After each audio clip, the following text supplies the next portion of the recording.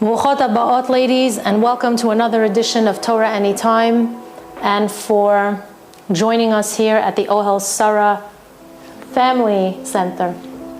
So happy you could make it. Just want to remind you again, if you're enjoying these sessions and in general the shiurim, don't forget to click the follow button so that you're informed as to when the next shiur is going to post. So far, we've been discussing Shalom Bait from a practical and psychological perspective with psukim from the Torah that highlight the lessons we've been learning.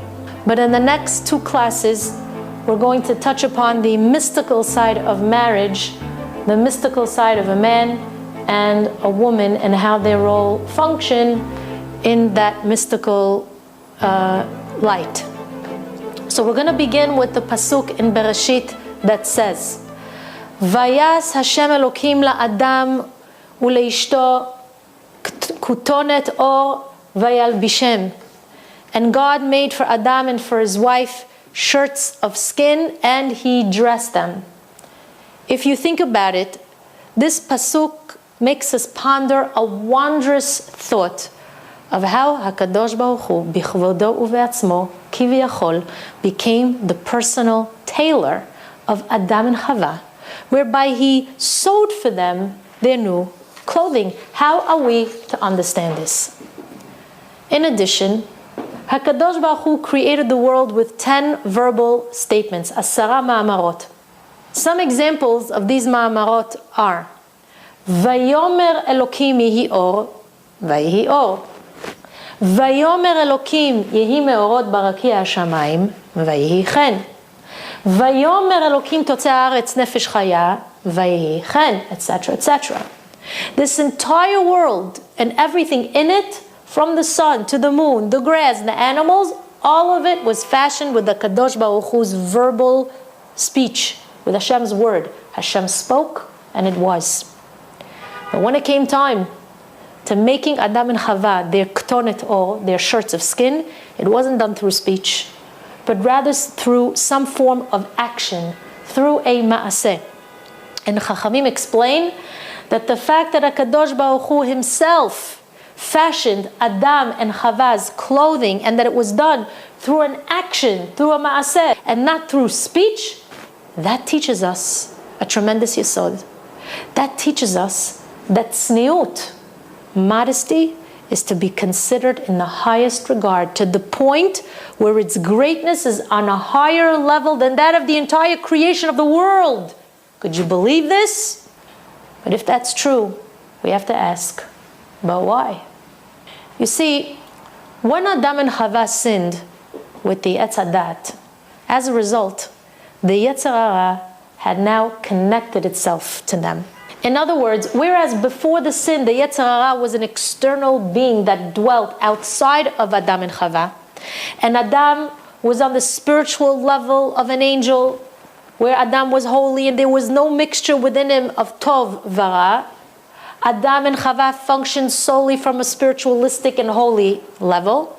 Not only that, but the body parts, because they were on such a high level of spirituality, the body parts of a woman that are utilized for giving birth, you know what that is, to Adam, they appeared as significant as the face, as the panim. Which means that for Adam, there was no major distinction between the face and the female organ, because there was no Yetzer Hara. As far as Adam was concerned, they were both body parts that have a particular function, and that's it. As a matter of fact, we know that's true because the pasuk says, Velo yitbosheshu. Adam and Chava were unclothed, but there was no concept of shame concerning their nakedness. Because just as the face is a natural part of the body, so was the female organ. But once Adam and Chava ate from the Etz Hadat, the Yetzer Hara penetrated their being, and as a result, the desire for lust, for sinning, for all kinds of things out there became magnified. This is why Adam was so afraid following the sin, and he hid from HaKadosh Baruch Hu. Adam realized he was now unclothed, and at that moment, Adam started to look for some fig leaves in order to cover his body and Chava's body. He realized, oh my gosh, I don't see things the same way as I did before. Adam and Chava were now in a new situation, and that new situation meant that there was a possibility that the power of desire that was now embedded within man, the world of ta'ava, will now lead him to a life that was similar to the animal kingdom, whereby man would only now see his wife as some necessary item of life, some object, some physical toy, in the same exact way that the ox views his mate, the cow, is just lustful. In other words, his animalistic instincts would kick in, and now the entire creation would lose its purpose, in the sense that after the sin, man wouldn't be so different from the animal kingdom. And if that's so, that wouldn't prompt HaKadosh Baruch Hu to want to bestow upon the following generations of Adam a holy neshama that would be trapped in a body that's pulling it to all these ta'avot, to all the instincts, and instincts alone. So in order to establish a proper attitude and a distinction between man and animal, HaKadosh Baruch Hu provided Adam a modest garb that would serve as a protective wall and prevent him from being pulled to those lustful desires. But most of all, this modest garb would act as a symbol of man's distinct humanistic characteristic traits and how man serves as the crowning glory of creation. Another thing I want to point out is that beged, which is spelled bet gimel daled, has the same shoresh as the word begida, which means betrayal. So the clothing on a person's body is meant to warn him. Remember what happened when Adam HaRishon betrayed HaKadosh Baruch Hu. Whereas before the sin, the body could be without clothing and man and woman saw each other in the most purest of ways, now that pure body has to be covered with clothing because you betrayed the Ribono Shel Olam's trust. And that clothing is meant to remind you of that betrayal, and you have to be careful now with your tzniut. Therefore, Kadosh Baruch Hu himself became the tailor of Adam and Chava's new clothing, and in doing this act, Kadosh Baruch Hu taught us the greatness of tzniut and how important it is, and how it defines us as human beings with morals and spiritual values, rather than animals with impulsive, instinctual desires. An animal has no problem roaming the streets without clothing, but a human being is not an animal. Hence, the clothing covers the body. We are not animals. Those people who are walking around kimat with no clothing, especially in the summertime, it's like they're animals. They're pretty much functioning on the level of the animal kingdom. As a matter of fact, the greatness and honor of a queen is recognized by the royal garbs that she wears and the crown on her head. If you're going to look at earlier paintings of famous queens throughout history, you notice that you never see a painting of a queen swimming in her regal pool. And even if you did, it's not going to be without proper attire. And that attire is usually very majestic and very regal, even though the queen is only going swimming. And in the old days, you would never see a painting of a queen next to the pool. Why? Because the moment a commoner sees the queen dressed in a manner that's unbefitting her status, this is going to cause the queen's honor to be diminished in the eyes of the commoner. The subjects of that kingdom will begin to regard her as one of their own. The queen will then lose her specialty, her importance, and she'll be looked at like every other common woman who's walking the streets. Not only that, but it's possible that the manner in which her subjects address her and respond to her will also be without honor. That being said, the pasuk says, "Banim atem laHashem Elokechem." You are children of God. Every Bat Israel is the daughter of the king. And that means that her clothing and her crown is what protects her honor and what establishes her position in the royal kingdom of Hashem. In addition, the idea of dressing and behaving in a modest fashion also comes from the concept of lifnei iver lo titan michshol. We don't put stumbling blocks in front of a blind person because he's going to fall. Now, what does that mean in reference to tzniut? It means that a woman's role as a bat melech is to preserve the elevated status of a bat melech in the eyes of other people. She has to make sure that her image of being created b'tselem Elokim, in the image of God, that image is maintained. That same tselem Elokim, which is part of the neshama that resides within her, she has to maintain it and she has to keep it guarded. That being said, I want to discuss the episode of the Isha Sota, the woman who was accused of adultery during the times of the Gemara. Even before that, actually, during the times already of the Torah, way before the Gemara. And that episode teaches us how a woman can begin to decline in her spirituality, which then leads to a breach in tzniut, and then could chaz v'shalom end with an accusation of adultery. The pasuk in Sefer Bamidbar states, Ish ish ki tiste ishto u'ma'alavo ma'al. What happens, what's going to happen when a man's wife goes astray and deals treacherously with him? Rashi HaKadosh Alav HaShalom comments on the word tiste, which means she goes astray. How did this woman go astray? Says Rashi HaKadosh, Tat midarkei tzniut. It all started when she deviated from the ways of tzniut. Other Mefarshim explain that this implies that the lack of tzniut on the part of the Isha Sota was that she revealed certain parts of her body that she shouldn't have. So the commentaries are all in agreement that the first step in her final act of adultery was that she deviated from the path of modesty. It starts somewhere. The end of our pasuk says, Uma'alavo ma'al, and she dealt treacherously with him. That's her husband. Says the Sforno Alav Shalom on these words, Chilela et kiddush Hashem asher ahev bekidushei ha'ishut. She desecrated the sanctification of God, who loves when there is holiness and matters of intimacy between a man and a woman. What does that mean? It means that the woman desecrated her own kedusha, and as a result of that, she betrayed her husband.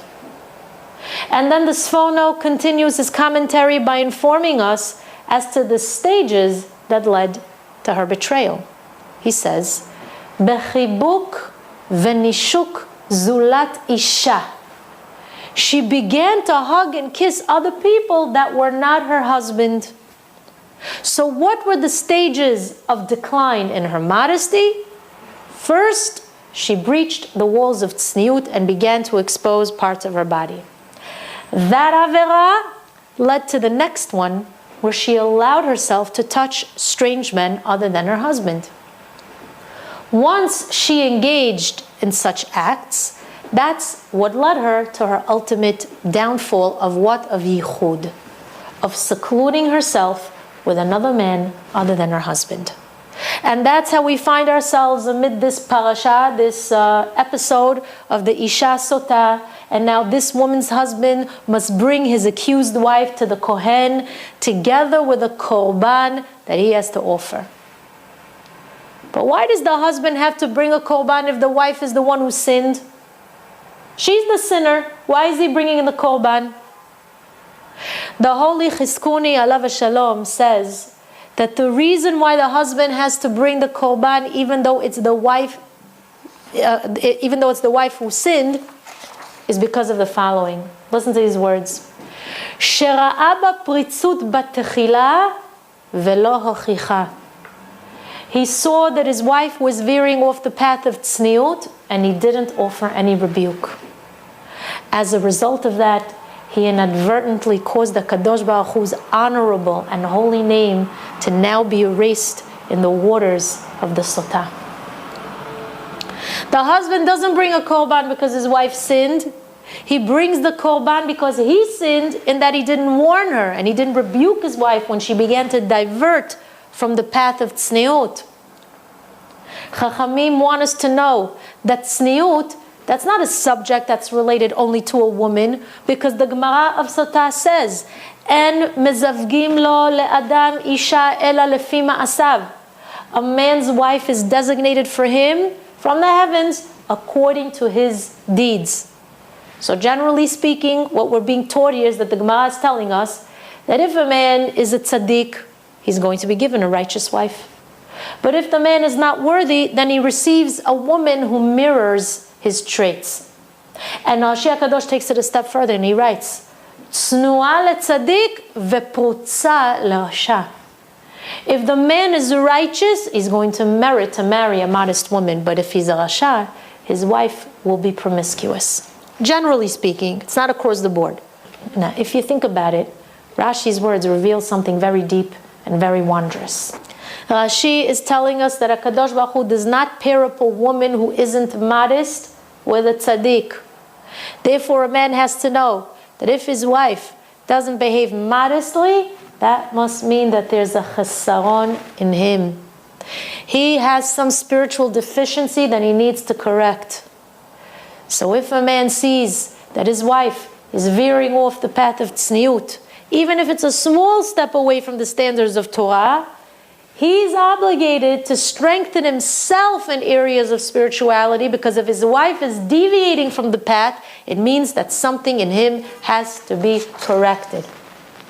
Ladies, Chachamim teach that when a woman remains hidden, tzenu'ah, she's transmitting to the people out there the idea that she's a woman filled with inner depth, with wisdom, with nobility, with refinement and class.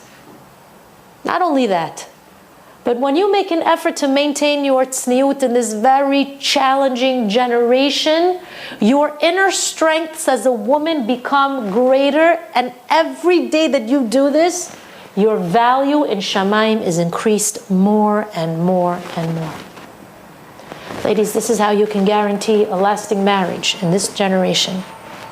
Because when you're modest, you're revealing your inner beauty, and that inner beauty inspires others, and more than that, it makes them privy to the Shekhinah HaKadosha through you.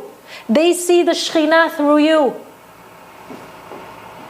Now, as a woman, you have to understand that when you get married, when you attain what's called a Brit Nesu'in, you're not only entering into a marriage covenant with your husband, you're also entering into a covenant with HaKadosh Baruch Hu. How so? Chachamim tell us in the Gemara of Sotah, Ish ve'isha zachu, we've learned this already, Shechina shoya benehem. In our previous classes we learned that the word zachu comes from the word zach, which means pure. So this pasuk in the Gemara teaches that when a husband and a wife purify themselves from the evil ways of the Yetzer Hara, and they correct their bad traits, then the Shekhinah is present in their midst. That is to say, the Yud and the Hey of HaKadosh Baruch Hu's name is found in the Ish and in the Isha. But if they're not Zaycha, if they haven't corrected their ways, and they allow the Yetzer Hara to lead them on the path of spiritual decline, then HaKadosh Baruch Hu's letters of Yud and Hey are removed from the husband and wife, and all that remains is a burning fire that consumes them both. Shechina shoya benehem means that the Shekhinah itself is found in the home and resides there permanently in the same way that the Shekhinah resided in the Bet HaMikdash. You know what that means, ladies? It means that a Jewish home is your mini and personal Bet Mikdash, where HaKadosh Baruch Hu dwells with you in full partnership. So the Isha Sotah, who betrayed her husband, didn't just betray him, she also betrayed HaKadosh Baruch Hu. Because ultimately her behavior caused HaKadosh Baruch Hu's Shekhinah to be chased away from her home, and from her own personal world. Therefore, a woman has to be extra careful to run away from any avera that is going to diminish her status as a bat melech and cause a breach in her tzniut. Because that breach can chas v'shalom lead to many damaging averot that will leave her home devoid of bracha. Moving on. When HaKadosh Baruch Hu created Adam and Chava, He commanded them, saying, Piru urevu umil'u et haaretz v'chivshuha. Be fruitful and multiply and fill the earth. This pasuk teaches us that the purpose of marriage is for the sake of the continuity of generations that will populate the earth. But we find another pasuk that provides us with information concerning the essence of marriage and its purpose. What's the pasuk? Lo tov heyot adam levado. It is not good for man to be alone. Selo ezer kenegdo. I will make for him a helpmate opposite him. We touched upon this point in one of our previous classes. What does this pasuk really teach, and why is it that it isn't good for man to be alone? So in order to understand this idea, we have to analyze the Torah's description of man's name. Man is described as being created B'Tselem Elokim. He was created in the image of God.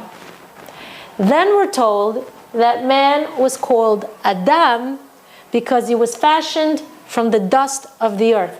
Ki afarata ve'el afar tashuv. For you are of the dust of the earth, and you shall return to the dust of the earth.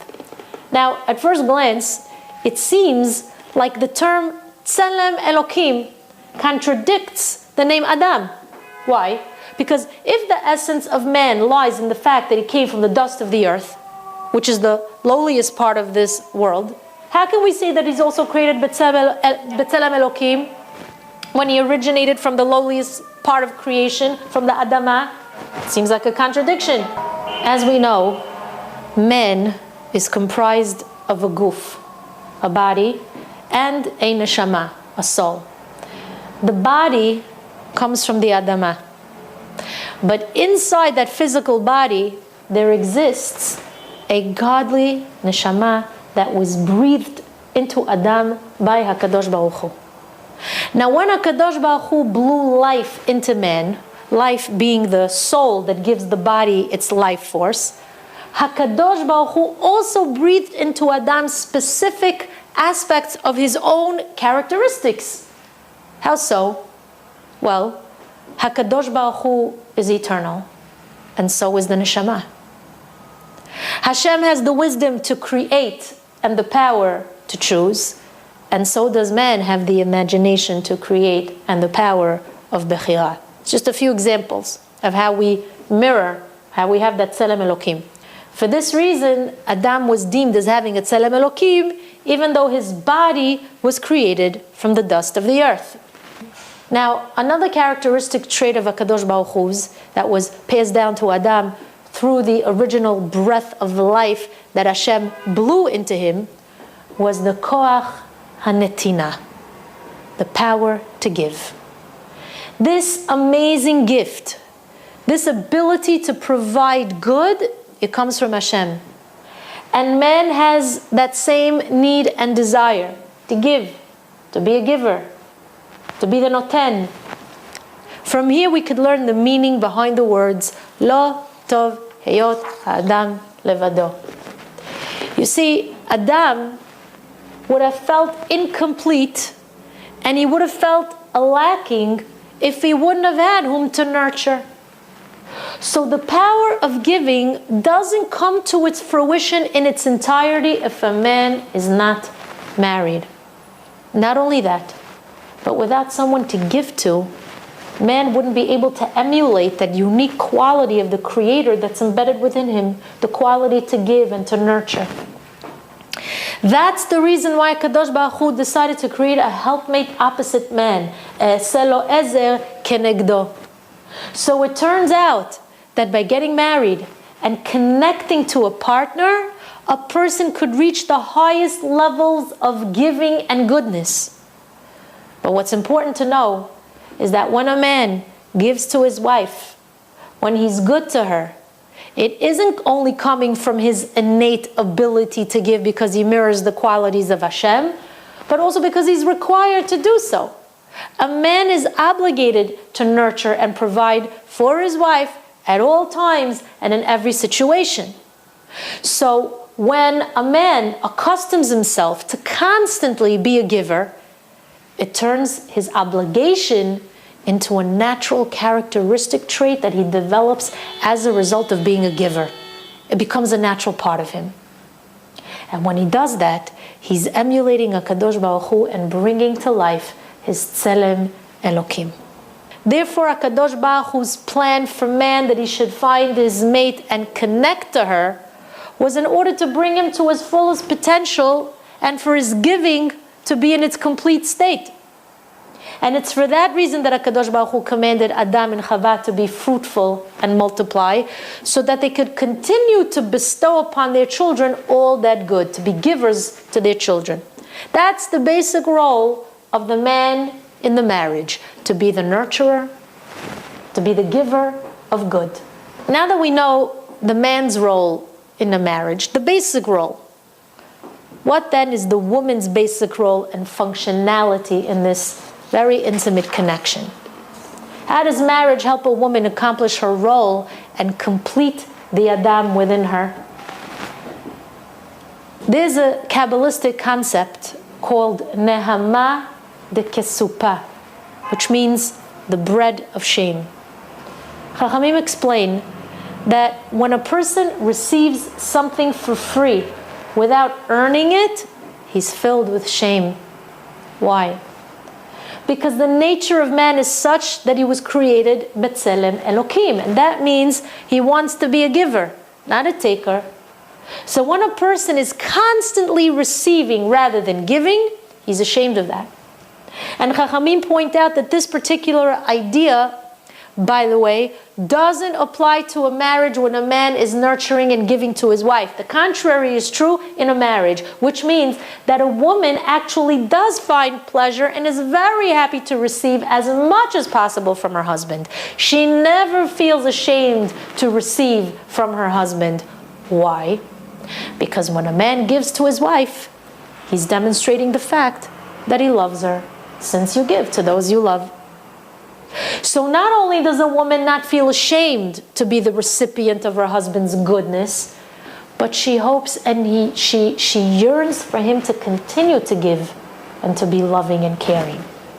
In her being, a woman aspires to connect and feel close to her husband. And when a husband is nurturing and giving to his wife, he's showing that he's interested in that connection. And that giving on his part causes her to feel even more connected. It causes her to feel a greater love towards him. And all this leads a woman to feel happy. A woman has to feel happy so that she could perform her duties in the house with a smile, to be happy. When a man gives of himself to his wife, he's creating happiness in her heart, which in turn brings out all her amazing strengths and qualities. When a woman is happy, she uses her happiness to draw strength to be able to fulfill her mission and role as a wife and a mother. Because she's the recipient of her husband's goodness, she's then able to nurture the children. And that's one of the ways that she can complete herself. So it turns out that there's a very beautiful cycle that takes place in this interpersonal connection between a man and a woman. He gives and she receives. She receives and she's happy. Her happiness prompts her also to be a giver. To who? Back to her husband, to her children. So by a man being a giver in the marriage, he completes himself through his wife, who with her happiness is able to be his ezer kenegdo. And by the way, we see this idea expressed in Yosef HaTzaddik's dream, alav hashalom. In one of his dreams, he sees the sun, the moon, and 11 stars that were bowing down to him. What was the interpretation of the dream? The sun represented Yaakov Avinu, his father. The moon represented Bilhah, who was his mother Rachel's maidservant, who raised Yosef following Rachel Imenu's death. The 11 stars represented Yosef's brothers, the tribes of Israel. Question: why is it that the dream manifested itself in this particular way, with the sun, the moon, and the 11 stars representing the people in Yosef's life? Why that way? The Rabbanim teach that even though the purpose of a dream is to reveal the nimshal, which is the truth beyond the surface, we could still learn a tremendous lesson from the mashal itself.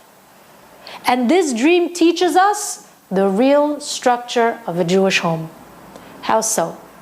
Well, you see, the sun provides light, and that represents the power of giving. The sun is giving to this world of its light. However, the moon doesn't possess its own radiant light, but rather it receives its light from the sun. So the moon represents the power of the recipient, the one, the mekabel, the one who receives the good, the light.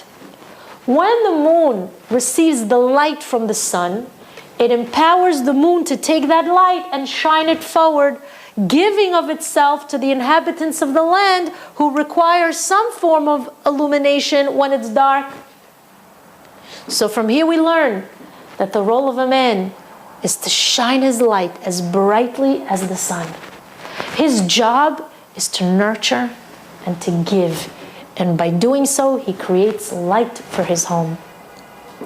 The woman is similar to the moon in that she needs the light of her husband in order for her to shine.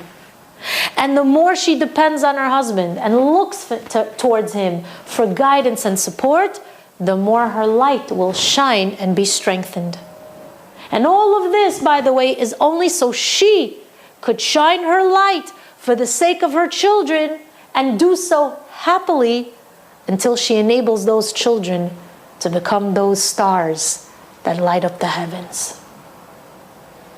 That means that when a woman's strengths begin to surface as a result of the light that her husband provides her, that light reveals a woman's hidden strengths, her talents, and her wonderful personality. And when those traits are revealed, then this makes her beloved by her husband, and he can appreciate her essence all the more.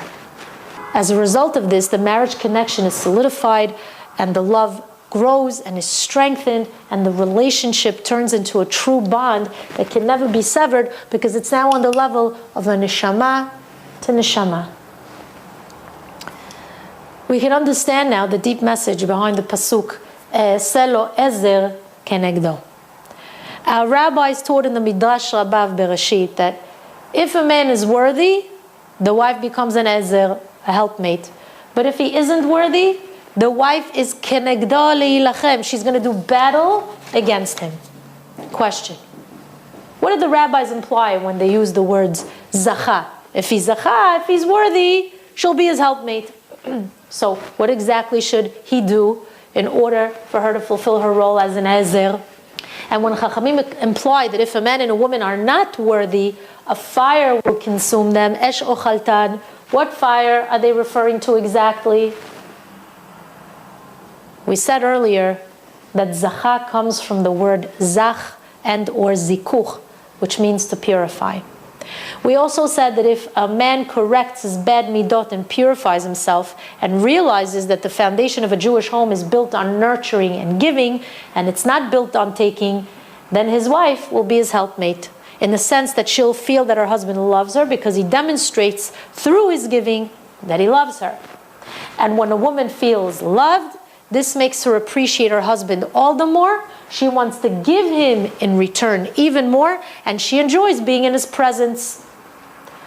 But if a man isn't worthy, and he didn't correct his bad midot, and only sees his wife as a means to an end, or he sees her as a body and nothing more, then she becomes his adversary, and does battle against him. Why? Because the woman was also created B'Tselem Elokim. And inside of her there's also a godly neshama. She's not only a physical being and nothing else, she's a spiritual being. And when a man sees a woman only as some physical prize that he needs for his own physical pleasure, that goes against the nature of how HaKadosh Baruch Hu intended the original union of a man and a woman to manifest itself. When a man functions from such a place, the woman isn't happy and his presence isn't liked or appreciated. As a result of that, instead of the couple living in harmony, they become two separate individuals that simply live under the same roof because they feel they have no other choice. In such a situation, the house is filled with strife, and that's the fire that we're talking about. The fire of strife consumes the man and his wife to the point where the Shekhinah can no longer remain in that house.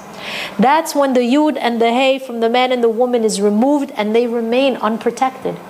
Each of them with their own raging fire, the Esh, the fire of battle. They do battle against each other, and such a fire consumes their marriage. Believe it or not, that idea is also expressed in Yosef HaTzaddik's dream. We learned that the man represents the sun. The sun is comprised of heated molecules, heated elements, and that's to teach us that a man can only shine his light when he corrects his midot. Why? How's that connected to the heated elements of the sun? Because just like a craftsman places the gold in the fire in order to bend the gold and purify it, so too, a man must use the elements of the Esh within him to purify his thoughts, purify his actions, to mold and to shape his neshama. A woman represents the moon.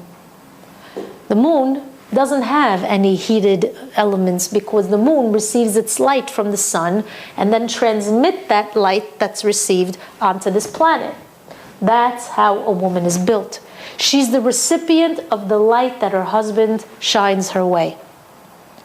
The reason for the way in which the sun and the moon functions is hidden in the manner in which they were created. The man who was created from the dust of the earth contains within him the qualities of the Adamah that he needs in order to reach his tikkun, in order to reach his rectification. And those tikkunim, they're part of his purpose. In contrast to him, the woman was created from the bone that was taken from Adam prior to the sin of the Etz Hadat. So a woman's fundamental attributes are not from the Adamah. Therefore, she doesn't require as much of a tikkun as a man does. So when we delve deeper into this matter, we could say that there's one kind of love that exists in the world, and that's the love of man for himself. It's very difficult for a man to come to the very high level of loving someone else as much as he loves himself. That's a given. However, as a result of man giving of himself constantly to his wife, she attaches herself to him and she becomes a part of him in the same way that his limbs are a part of him. And now that the woman becomes part of a man, that love of self that he feels is distributed to her as well, because she becomes part of him. Now, I'll end with this. In our first class, we said that the word ahava is equal to 13 in gematria. And 13 is the same gematria as the word echad, which means one. That means that true love manifests itself as a result of nurturing and giving to your spouse. The nurturing, that love, has the power to turn two beings into one. V'hayu levasar echad.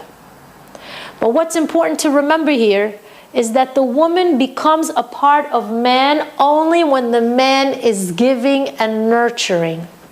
Because the giving and the nurturing is what we call ahava. But unfortunately, there are people out there who think that love means to take. Such a love is not a love. It's a selfish kind of love. True love is displayed by virtue of how much a man is willing to give of himself and not how much he's willing to take. And based on that idea, we arrive at a very surprising fact. When a problem arises in a marriage, Chachamim tell us that it reveals the man's true intentions and behavior. How so? Since the man didn't provide enough for his wife, he didn't nurture enough, he didn't succeed in connecting his wife to him. How then can a man reach the ultimate love and establish a true bond with his wife and create a lasting union? We'll answer those questions in part 2 of Mystical Insights on Marriage. Until then, I want to wish you all an amazing week of Siyata Dishmaya, Bracha V'Atzlacha. May you continue to have a solidified and wonderful marriage, and may we be Zoiche very, very soon to greet the Mashiach. B'mehera v'yamenu. Amen ken. Yehi ratzon.